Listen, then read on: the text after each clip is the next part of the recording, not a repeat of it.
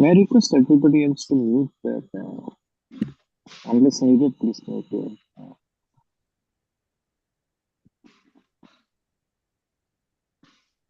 Yeah. Om Sadashivasamarambham Shankaracharya Asmadacharya Paryantam Vande Guru Paramparam. Dear devotees, after 2 months, we have resumed the Vedanta classes. So I'm supposed to start the fourth verse, the fourth shloka. Now, sometimes some of us get head boggling actually. Oh, I thought Advaita is so simple, but it is becoming too complex sometimes. Or too many ideas, or I mean, the ideas are sometimes it is like very abstract, which goes above the idea, which goes above the head. Just like probably like trigonometry or a calculus, analytical geometry or thermodynamics. Even sometimes this Advaita Vedanta is also going above the head. Some of us may feel. And apart from that, okay, I'm studying Advaita Vedanta. What is going to happen? What do I get?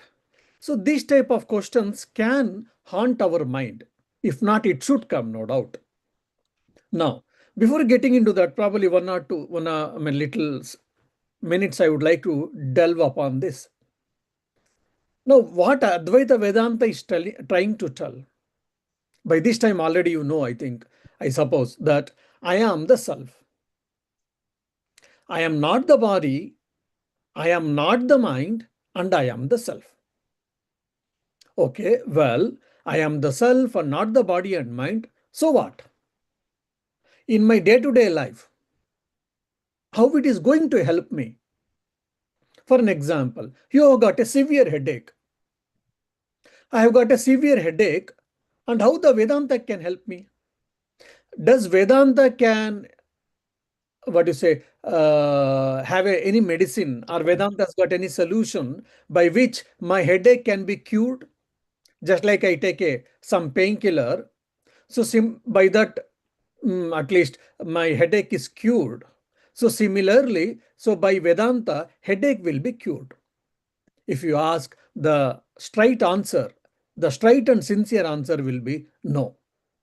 That is not the role, or that is not the scope of Advaita Vedanta. Then how can it help me then? Now, you have got a headache, no doubt. I have got a headache, but I am feeling or I am behaving that I have got a headache. I don't have a headache. My body has got a headache. So this is a subtle difference. My body has a headache. I don't have a headache. Okay, I don't have a headache because I'm the self. My body has a headache, understandable, but still my suffering doesn't end there. No, we have got a pain. My body has got a pain because of the headache, no doubt, but suffering stops the moment when you take that body as a headache. But we are so much obsessed, or it has become so natural for us. We have attached ourselves with the body and mind so much, but we are unable to separate this actually. When you start thinking, I have a body and I am not the body. That's what Vedanta is asking us to correct ourselves cognitively, our thinking. I am not the body, I have a body. So when you start thinking, I am not the body and I have a body, and body has got a headache, fine. Either you forbear, if cannot, then you go to doctor, or you try, if you know, you take medicine and try to rectify it, or try to cure it. While all these things, there is a pain, no doubt. Your body is enduring the pain, your body is undergoing the pain, but the suffering is not there. Why? Because there is no attachment. So we can reduce the suffering, but we cannot reduce the pain all the times. For example, my body has got a fever. Because body has got a fever, there can be little weakness, there can be some other related problems. But when we get attachment, the intensity of suffering gets increased. That is a one standard thing. So one is that. And the second thing is, for an example, oh, today I'm feeling very weak. Why? Because my emotions are disturbed. My mind is disturbed. My mind is disturbed, I am saying, but I am behaving as if I am disturbed. So I am not disturbed. My mind is disturbed because of emotions, or because of thoughts, or because of some external occurrences or whatnot. So when you take this body and mind as an instrumental note or instrumental perception, then all these sufferings can be reduced, will be reduced. That is what the Vedanta is asking us. So I have a body, start thinking, don't think that I am a body. Okay, this is the first step. This is the first and foremost, which is the hard nut to break for all of us. I have a body and I am not the body. Okay.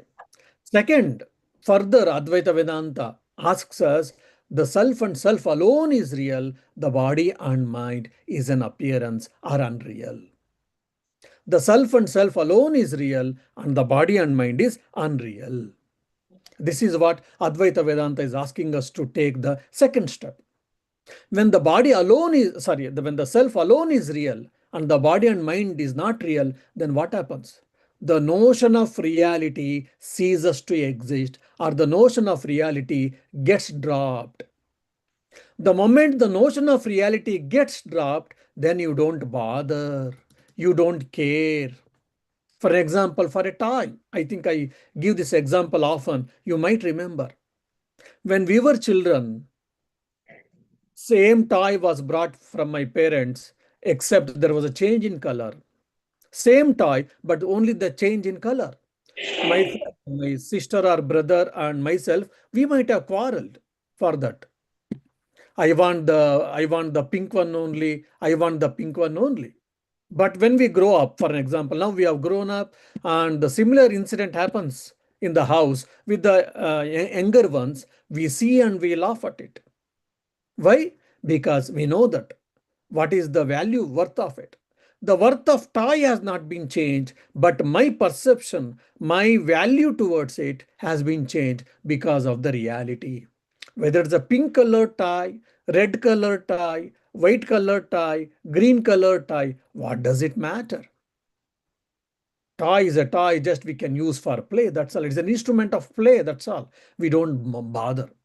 Now, when we intellectually we are grown, physically and intellectually we are grown, then we will see this. There is no change in the toy, but my perception towards toy has changed. As a result, my reactions also has changed. So similarly, when the notion of reality drops, you will travel from what to so what. So by studying Advaita Vedanta, all these things occur in our life. Now, Advaita Vedanta is a school of philosophy. It is a system of philosophy. Now, to build a system of philosophy or school of philosophy, there are so many technical things also will be added in that. For an example, we need a house. Okay, you contact an engineer. Oh, my dear, I need a house. Can you help me to get it built? He says, fine. What do you need? You say, okay, I need an hall, drawing room or an hall. I need a kitchen and maybe two bedrooms, then maybe store, maybe parking place, and maybe one or two other, whatever is required, we can tell. Okay. He makes a drawing first. Then there are so many measurements. Then afterwards, what type of material should be used, how much width of the wall should be there, thickness should be what should be there, and what type of bricks you can use, hollow bricks, you can use mud bricks, mud burnt bricks. Then so many details will come into picture. And they start first, probably if it is like apartment, they build like first pillars, then afterwards they slowly they fill the walls, and afterwards cladding and putting paint and include interior designs and all these things. Then you start thinking, oh my dear, just I wanted a house with few things. But now there are so many internal things are getting added up here. And some might feel that, oh, what type of metal should be used, or how much thick the iron rod should be used and all. When they're discussing, you may feel it is too much clumsy or too much for you. But who are good at it or who are structured engineers and all, for them it is okay. For that, they have prepared their mind, they have trained their mind to think in that field, in the construction field. So similarly, when we are studying Advaita Vedanta, when we go bit deep, sometimes it becomes too technical or it can be a bit dry for all of us. Why? Because the preparations are not enough, probably. That's the one thing. Second thing, why the author is describing all these things? What is the intention? What is he going to tell? These things, if you understand, technical details, though you may not understand everything, but overall, what is the intention of the author and why is he making all these statements, you'll be able to tell. If possible, you can try to study and try to get into technical details also, which will help. If not, then you try to understand the gist of the particular sloka or particular verse or particular a line of argument or a line of thought. That will help us to go further in our Advaitic journey. So, and Advaita Vedanta is telling very clearly the moksha is for your embodied self or for your sukshma sharira, or even still clearly, it is for your mind. Self is never in bondage. Self need not to be get emancipated. The bandha and moksha both are not there for the self. Oh my God, then why should I struggle? I'm struggling so much. I'm trying to control my mind. I'm trying to do japa meditation. I am trying to attend Vedanta lectures and some other things.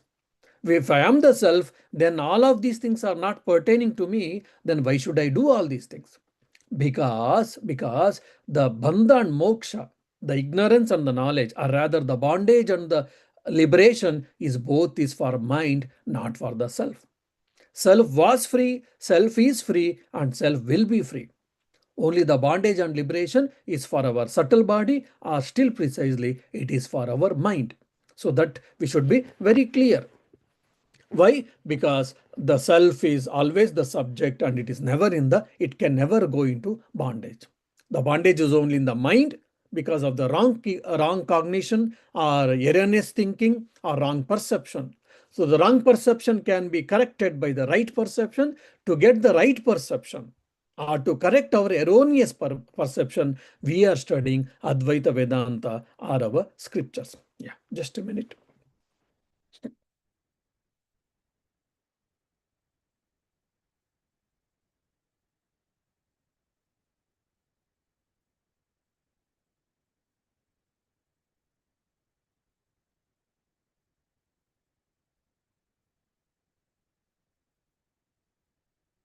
Sorry, my screensaver got on. I have to put it again. So I think having this as a background, now we will go to the fourth sloka. And if you remember, in the three slokas, we had seen Tattvam Asi, the Mahavakya, Tattvam Asi, the meaning of these three words has been seen in the three slokas. So now we will be going to the fourth sloka. So in the fourth sloka, what we are telling, what we are knowing. So the knower, known and knowing. Who is the knower? In reality, generally, the knower is what? The self. Okay. What about the known? Which any object, including body, mind, or rather any object of the world. It is the known. So the knowing. The knower and the known both are nothing but the self has been discussed already in the earlier three slokas. Now in this fourth sloka or in the fourth verse, even the knowing is also nothing but it is pertaining to the self. The knowing involves the self, the mind, and the sense organs, no doubt, but the real cause to the knowing, for knowing real thing which is required, which is very essential, is what? The self. That is told in the fourth verse. Let us try to understand. Now, before going to shloka, I would like to explain few things. Now, independent and dependent. This is a common word which we all know that. But here, the independent and dependent is used in a different perspective. Here, independent means self-luminous. For an example, sun and the moon. Sun is self-luminous, isn't it? But whereas moon is not self-luminous. Moon borrows the light for its reflection or for its light from the sun.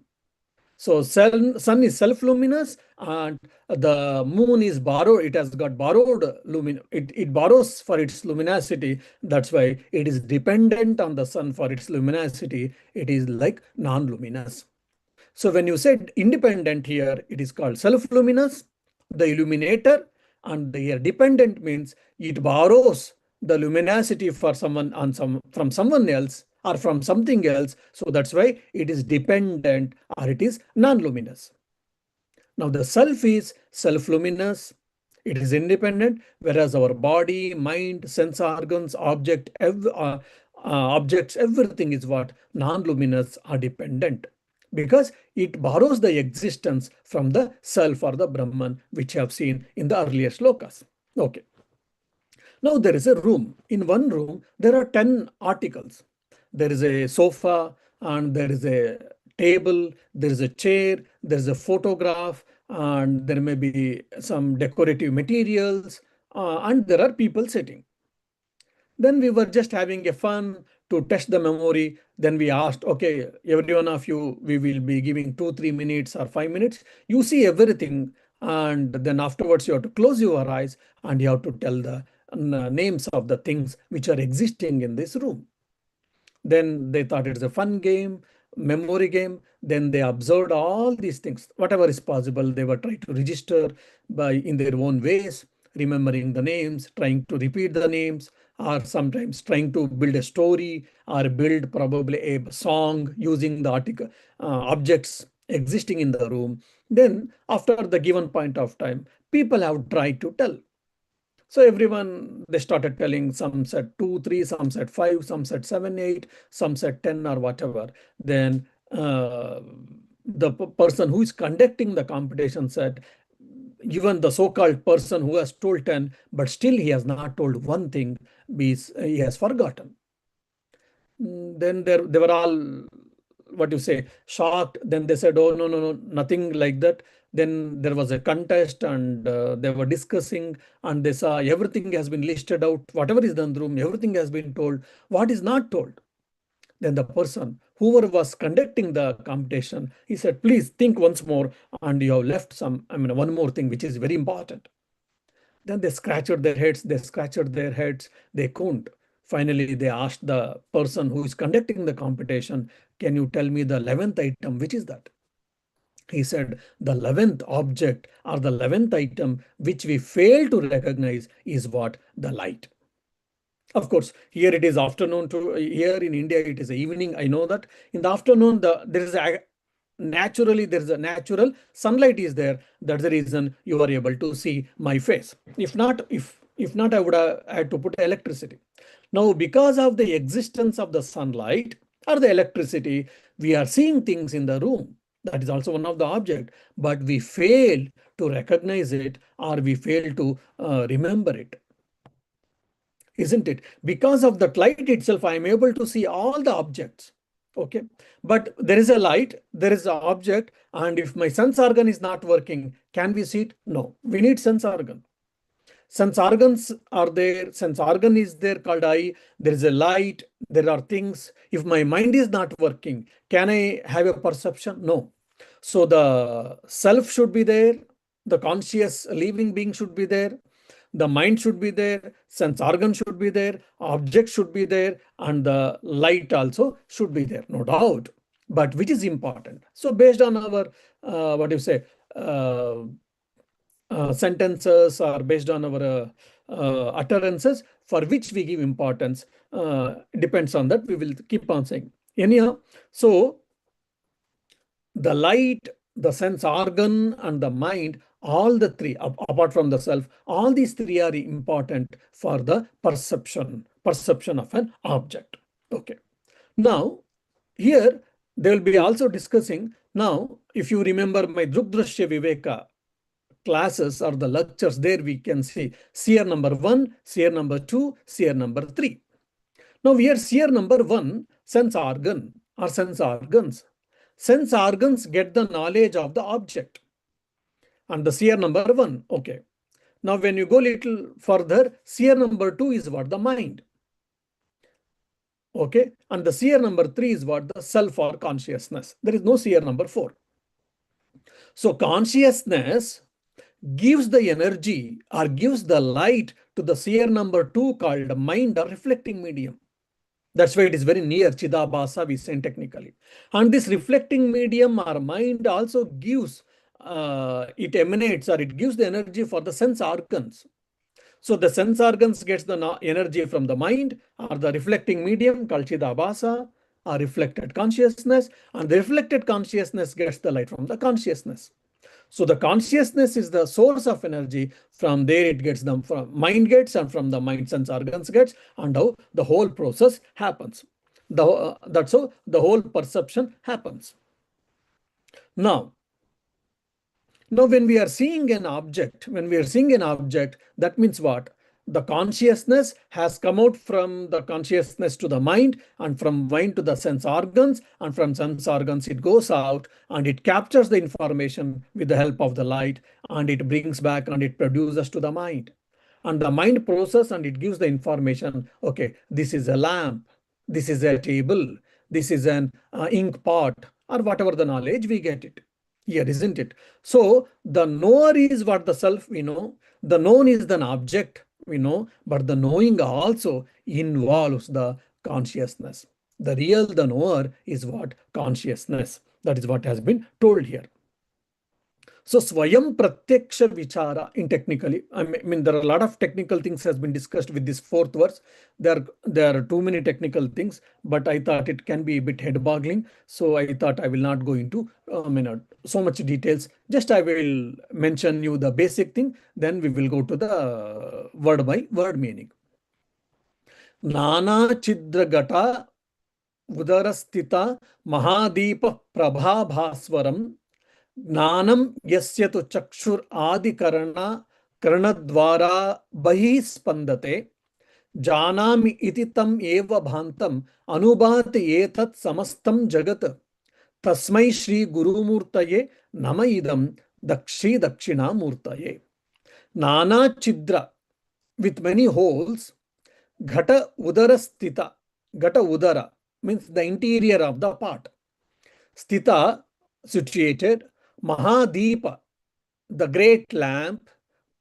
Prabha Bhaswaram, shining with the radiance. Gnanam, the knowledge. Yasyatu, whose indeed. Chakshuradi Karanadvara, through the doorway of sense organs like eye, ear, 5 sense organs of knowledge. Gnanam, Bahi Spaddate, outwardly manifests or vibrates. Janami iti, I know.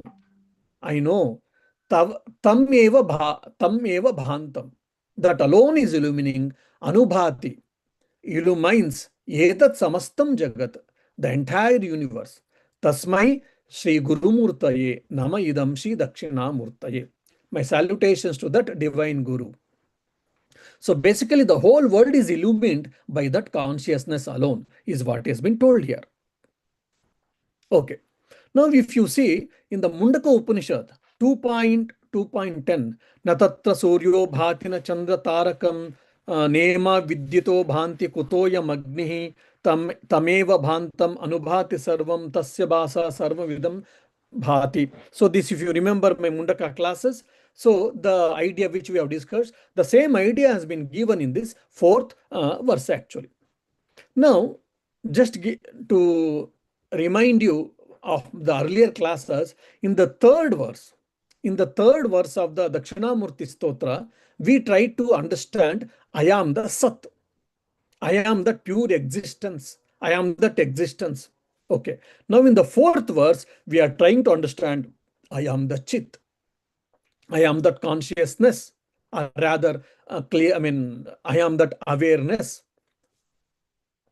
Okay. And second verse, if you see, Mayi eva sakalam jagat. So, Mayi eva sakalam jagat means the known or the object, the whole world is what I, that self alone we have seen. And in the first verse, the mirror reflection, using that the whole world is reflected in the mirror, all these things we discussed. Now here in the fourth verse, I am the Chit has been explained here. Now they are giving an example. Imagine there is a room with full of darkness. The everything has been covered, windows and doors and everything has been covered, and there is a lamp, a big lamp, and on the lamp upside down, the earthen jar is covered, and that earthen jar have got 5 holes. The whole room is dark.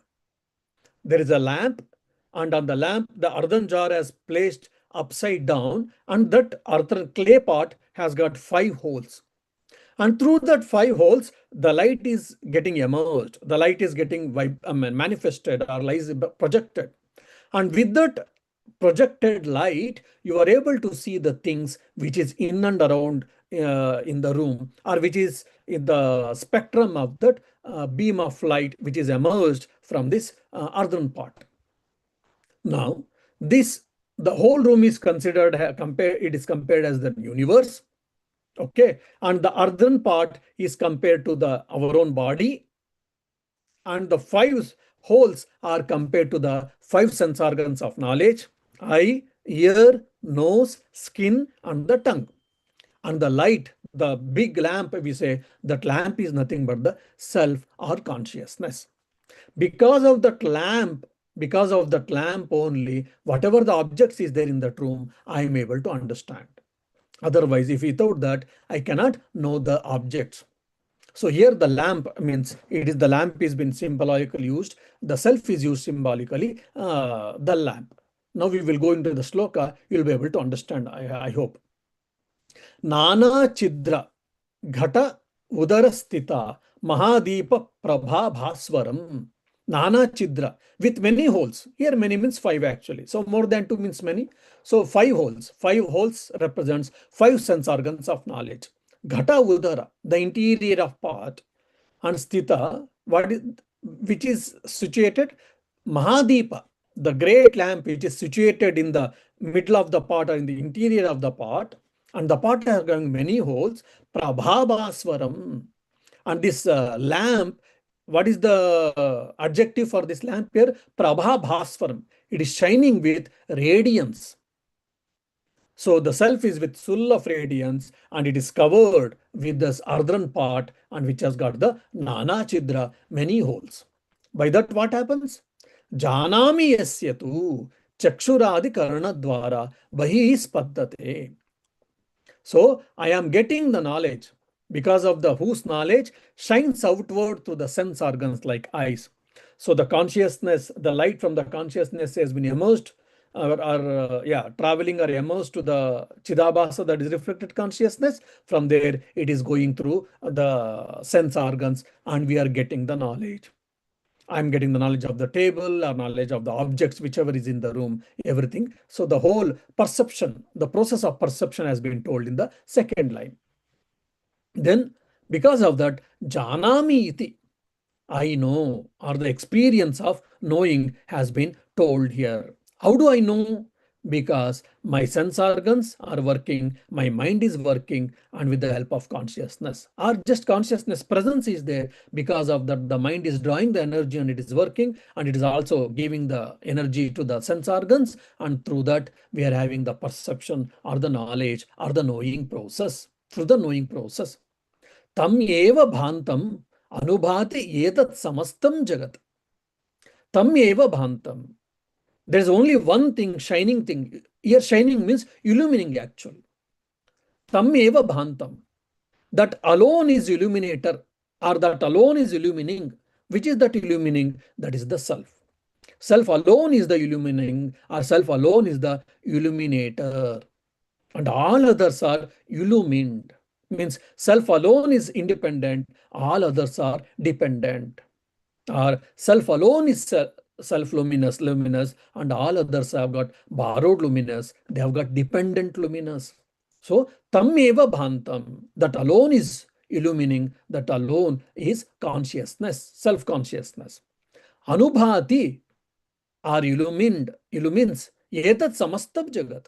The entire universe is being illumined by that one illumining object, illumining subject or illuminator.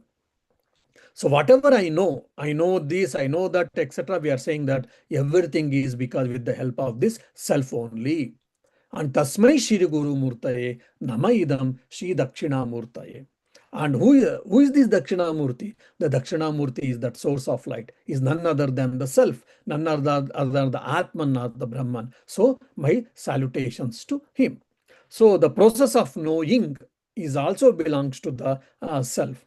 So the knower, the known, and the knowing, everything belongs to the self and self alone. That is what has been told in the fourth verse. So, according to the commentators, these four verses, the first three verses discusses about Tattvam Asi, and this fourth verse about the knowing we tell, and this fourth verse is the gist of the entire Prasthana Traya. Traya means three, Prasthana means path. Three paths, three paths to reach the self. Here the path means the scriptures. Three scriptures. What are these three scriptures? We all know. One is Bhagavad Gita. The second is Upanishads. The third is Brahma Sutra or Sharirika Mimamsa Sutra. These are the three texts which teach us the Advaita Vedantic knowledge or the truth. And the entire essence of this Prasthanatraya, whatever has been discussed in the pages after pages, all these things, all that entire, essence has been given in these four verses. So the more and more you know Upanishads and the more and more you know Brahma Sutra, this every verse you can discuss for hours together. Pages after pages we can discuss. Even in Manasollasa, for each sloka, 10, 20, 30, 40, Vartikas or the slokas has been written. When you read that Manasollasa, you will understand, you will think, from where did they get all these ideas that have not been told here? At superficial level, no, but if you go deeply, you will be able to understand. Okay. Now, after explaining the truth, now Shankaracharya is feeling very unhappy. Shankaracharya has become unhappy. Why? The truth is so simple, straightforward, and so profound, but still people are getting confused. Ignorant people, they don't know anything, they don't think at all, that is fine. But so-called wise people, they think that they're all wise people, they know things, and they're very rational, they're well read and whatever they think, and they're ignorant, wise ignorant, or the ignorant fools, or wise ignorant fools, you can say. That's what. So they are getting deluded by erroneous thinking, by wrong perceptions about the reality. So Shankaracharya is feeling for them out of compassion. Oh, my dear, you are such an intelligent person, but you are thinking wrongly about the reality. What is reality or the nature of reality? So out of compassion, he is giving his fifth verse. So now, if you see, ignorance is bliss actually. In the ignorance is bliss, when you say, why in deep sleep, what happens? We are all blissful because we are ignorant. Means our mind, our sense organs, our self is there, no doubt, but our mind and sense organs are not active. So we have no comprehension, no perceptions or anything. Okay. Like that, people don't think at all. So they're ignorant. So it is a bliss. Okay. But there is an ignorance with a erroneous perception. When there is erroneous perception, then there is a problem. That is what we mean here is telling. Okay, now let us go to the fifth one. So basically, he is trying to refute the other schools of philosophy here. Deham pranam api indriyanyapi chalam buddhim cha shunyam viduhu stribala anda जडोपस्वत्वहम इति भ्रांता बृहसं वादिनः मायाशक्ति विलास कल्पितमः व्यामोह संहारिणे तस्मै श्री गुरुमूर्तये नमः श्री दक्षिणामूर्तये. Deham, the body, pranam, vital breath or life force, api, also, indriyani, the sense organs, api also, then chalam buddhim. Chalam buddhi means like fluctuating or the wavering intellect or flowing intellect. Shunyam viduhu. Shunyam, void or emptiness, nothingness, viduhu. Consider, declare. Who? The wise people. Wise people say, some say the reality is what the body alone. Some say the reality is life force, prana is the important. Some say no, indriyani, sense organs. And some say chalam buddhim, the wavering intellect or the flow intellect is what. And some say void or nothingness or blankness is what the reality. So different schools of philosophy is mentioning there. Okay. Stri, Bala, and Jada, Upamaha. Upamaha. Stri means woman, Bala means children or child, Andha, blind, Jada, dull or inert. Upamaha, comparable to Aham iti Brantaha. Deluded people, Brosam, Vadinaha. But they argue. They are all deluded people, but they think and but they argue that they are right. They try to proclaim that they know the reality. Maya Shakti Vilasa, the manifestation of the power of illusion, Kalpita Mahavyamoha Samharine.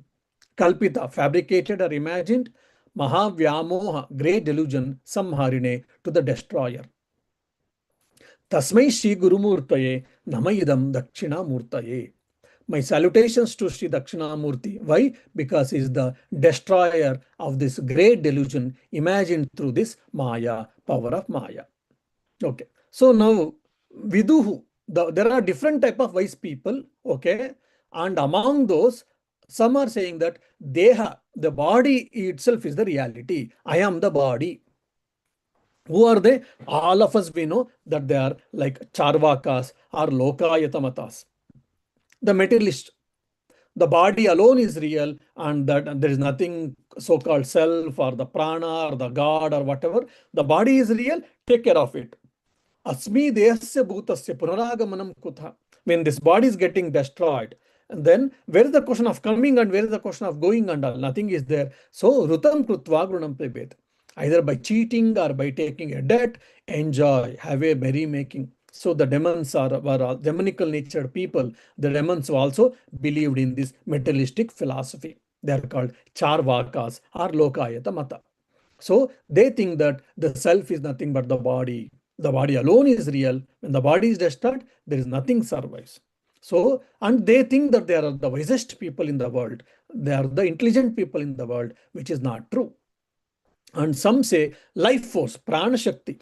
Prana is very important because without that we cannot sustain and all. So prana is the important. Prana is the everything. Prana is the self. Whatever you are saying self, the self is nothing but the prana. So there are like little advanced materialist we can say in them. And some say indriyani. The sense organs are very important. And you see the power of sense organs, isn't it? So as a result, the sense organs are very important. So sense organ is very important, and sense organ is the self actually. So if you try to understand about this, you will be able to know the reality. And they have got their own arguments. They have got there are very wise people. They have got their own rational nature. All these things. Okay. Then chalam buddhim. So this is what Buddhist philosophy called Yogachara or Vijnanavada. That is flow of consciousness or the fluctuations. For them, consciousness is not steady. Consciousness is fluctuating like the wave in the water, in the river or in the lake, or the water. The water is continuously flowing. Similarly, our consciousness is also continuously flowing. It is like series of particles. So that's what Yogachara Vijnanavada say. Then Shunyam, that is emptiness, Shunyavada. Madhyamika, Shunyavada, we all know that emptiness or void or blankness, that is what the reality they say. So like this, different people are arguing that the self is either prana or self is deha, self is manas, self is indriya, self is chalam buddhi, self is shunyam and all. My dear, the truth is so simple and profound. Our Upanishads have told, but still they have got misled. In the name of intelligence, they have been misled, and they are also misleading people also. So Shankaracharya is feeling very bad. Now this three bala and the Jada Upama, so it is a bit different type of emotional personality has been told by the Shankaracharya. Yes, three means it is not that the woman is being undermined or bala means children are undermined. No. Many times people without understanding the reality, they misrepresent or misquote things. So here when you say three, So they are telling that we are all emotional people, no doubt, and we are carried over by our emotions. Because of that, our rationality doesn't work properly. Our thinking is not proper. The power of discrimination is not proper. So just we are carried over by emotions. So that emotionalistic people, who are highly volatile in their nature and they've got very weak mind and etc. So such type of people can get into problem. That's what the Acharya is telling there. For that, he has used the word three. Generally, it is accepted. It may not be true always. So generally, it is accepted is woman is more emotional in nature. Just for that only, they use the words three. Otherwise, it is not in any derogative sense. Okay. So with that emotional mind, you cannot understand the reality. That's what we mean. Okay. And the second is child. In the child, what happens? Physically is yet to grow, and not only that, even intellectually, a person may be a grown up person, but he has not developed. His thinking is not developed. His intellectual comprehension is not developed. His understanding the reality is not developed. So, underdeveloped intellect. Sometimes we, even though so-called aged people, grown-up people also can be there. So that is being referred here by Adi Shankaracharya with the Bala. Bala means it is not with the physical age, it is intellectual or the capacity of comprehension. Stri, Bala, then Andha, blind. Blind means one who is unable to understand the reality, one who is utterly ignorant, and the jada, dull and inert. Some are very dull-headed people, isn't it? So, like these people are, such type of people, either emotionally carried over or underdeveloped or ignorant and dull-headed people, they are thinking that ahamiti brantaha brasam vadinaha. They proclaim, they argue that I am right and you are wrong. I am right means what? The Deha itself is the self, and there is no eternal self which you are saying or which Upanishads are saying. So, like that, they are telling actual. And why it is happening? The answer is being given in the third line. Maya Shakti Vilasa Kalpita Maha Vyamoha Maya Vilasa Kalpita. Because the power of illusion, Maya Shakti has been covered on their minds. As a result, they are unable to understand. Maham Vyamoha Samharine. But I take shelter to the Dakshinamurti, who is the destroyer of this great delusion. As a result, I have understood the reality. I know what is real, and I am trying to experience, or I have experienced it. So, with whose grace I am able to experience this, my delusion has been destroyed. That Dakshinamurti. My salutations to Dakshinamurti. Basically, here is negating all the schools of philosophy which they are not to. Advaita Vedanta is the nearest to philosophy, or the philosophy which is speaking the truth which is told in the Upanishads. Om Shanti Shanti Shanti Hari Om Tat Sat Shri Rama Krishna Arpanamastu. Yeah, if you got any questions, I'll be happy to answer.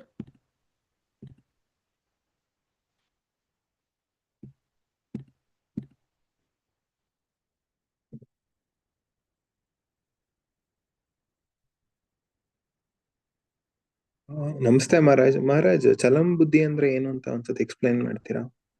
Yeah, Chalam Buddhi means it is actually Vijnanavada. Vijnanavada means, for example, in the Upanishads or in Advaita Vedanta, the consciousness is eternal. Not only eternal, it is a constant, because it is a subject, basically, it is a constant. There is no fluctuation in the consciousness. For an example, there is a fluctuation in my mind. Sometimes I am happy, sometimes I am unhappy, sometimes I am morose, sometimes I am neutral, sometimes I am very bland, sometimes I am very weak, sometimes I feel like I'm strong. So there are a lot of fluctuations in my mind, isn't it? So similarly with my intellect also. Sometimes my intellect is quite active, sometimes it is very sharp, sometimes it behaves, it doesn't understand anything, it doesn't need anything, it is unable to comprehend. All these fluctuations we see in our mind, in our body, in our intellect and all. But in the consciousness, no. That's what the Advaita Vedantins we speak based on the Upanishads. Now, there is a school of philosophy called Yogachara or Vijnanavada. They say that the consciousness, they accept a consciousness in a different way, but for them the consciousness is not eternal. I mean, it is not the constant, rather it is a fluctuating. It is like the river is flowing, isn't it? The river is flowing. In the river is flowing means the water in the river is flowing. Now, there's a standard example they give. You touch a particular water. Now, for example, you go to the Kaveri river and you test the water there. Okay, then you took back your hand or leg. After a minute or two, then again you test the Kaveri river water. Though water is constant, you test the Kaveri river water only. Do you say, or can I say, can anyone say, we test the same water? No, because the water which you test, that water, that part of the water has already flown further. You have not tested the same water, it is different. Because of the water which has got H2O or the similar structure, we feel that we are touching the same water. It appears that we are touching the same water, but we are not touching the same water. Why? Because that water is already flown for further. So similarly, the consciousness also keeps on flow. It is like the fluctuation or it is a flow. So that is called here fluctuating consciousness or what is it, chalam buddhi. Yeah. Thank you, Maharaj. Jai Ram Krishna.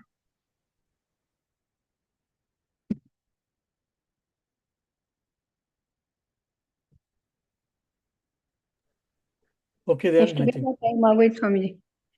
Mhm. Time ಹೋಗಿದ್ದೆ ಗೊತ್ತಾಗ್ಲಿಲ್ಲ. ವಿಶ್ವಾಸ್ ಇಲ್ಲೇ ಇದ್ದಾನೆ ಸ್ವಾಮೀಜಿ, ಮೈಸೂರಿಗೆ ಬಂದಿದ್ದಾನೆ. Okay, that's good. Okay. The fifth verse is really just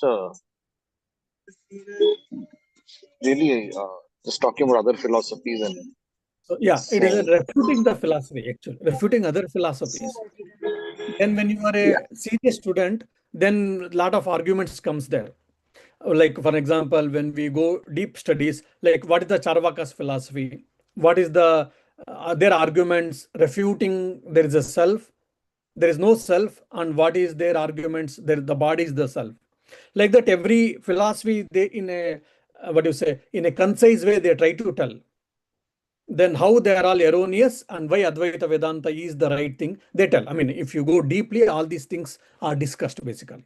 But I mean, because we are not going into all the technical details, just I have given the one outer structure, I mean to say.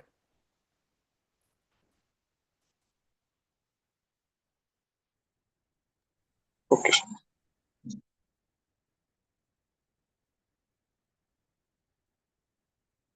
Yeah, thank you. Have a good day. Thank you, Swamiji. Thank you. ನಮಸ್ತೆ ಸ್ವಾಮೀಜಿ.